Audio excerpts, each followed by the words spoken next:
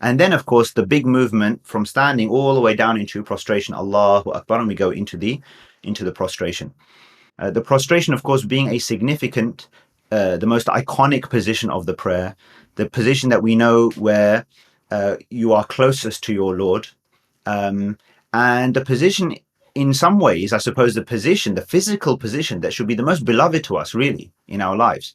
I mean, there's no other position that truly captures the essence of what it means to be an abd, right, a servant, a worshipper, than this particular position. And so if we're saying, well, actually, the reason for me to exist is to manifest this servitude, this worship, well, this is the position that captures that, And a true believer, even when they're standing, walking around, it's almost like their heart should be in prostration almost, that. So when you're then physically in prostration, it's almost like this alignment should take place where you are where you're supposed to be, and in some ways, ironically, there's no higher position you can be in some, right, if you understand me. So I think that it's very important that we, again, we allow ourselves to feel that. And when we say, how perfect is my Lord the Most High, Subhana Rabbi al-A'la, similarly to what we said before, that we allow ourselves to capture and to feel and to express our true feeling of devotion and commitment to Allah. And of course, in both the ruku' and the sujud, we can extend beyond 3 statements. It could be 5, 7, multiple statements. And of course, the other thing about the sujud, which is emphasized, is the importance of supplication.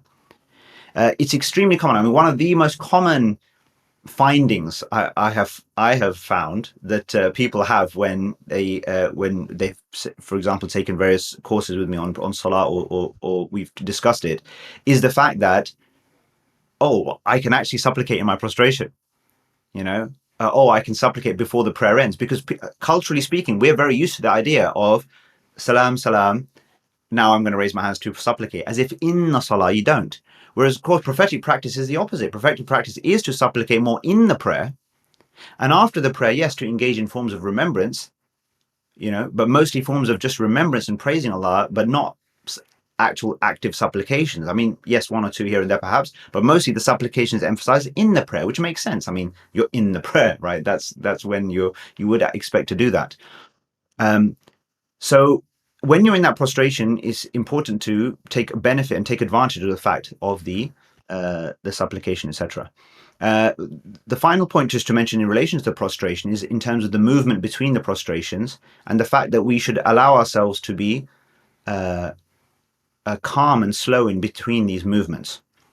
Most people's prayer is lost, as we talked about in the ruku'. It's lost when it comes to going from the ruku', standing up, then going into prostration, in between the 2 prostrations.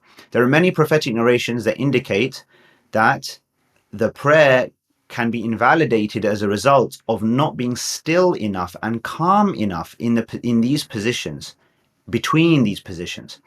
And it's not just a matter of artificially holding your position. It's actually a matter of being internally at rest. Yeah, there's this quality in Arabic called tuma'nina, which means tranquility, which in one prophetic narration occurs as the word which is being used to describe when he's correcting a companion who prayed in a rushed fashion, and he told him that you haven't prayed, go back and pray again, you haven't prayed. What he explained to him was that you need to be in these positions hatta tatma'in, until you are in a state of rest, tranquility. So it's not just an external state, right? An internal state. Now we know that in between positions of the prayer, it's actually, you're in a state of you're almost already thinking about the next thing. You're in this situation of flow, or almost like agitation. You're just going from the next thing. To hold feels uncomfortable. You're behind an imam who might take an extra 2 seconds, right, in one position, and you feel like, well, what's going on here? Right? It's like as if you are, just like an elastic band that's being pulled and pulled, and you're just desperate to fly, until you let go and just woof, and you're off. No, we need to be at rest, and then consciously moving into each position, consciously moving out of each position. So that's the last thing I'd mention in terms of the prostration, that in between, to sit at rest. And we know that, again, the Prophet ﷺ would add some extra supplications here, that my Lord forgive me, my Lord forgive me, Rabbi ighfirli, Rabbi ighfirli. And there are also more extended versions of that too.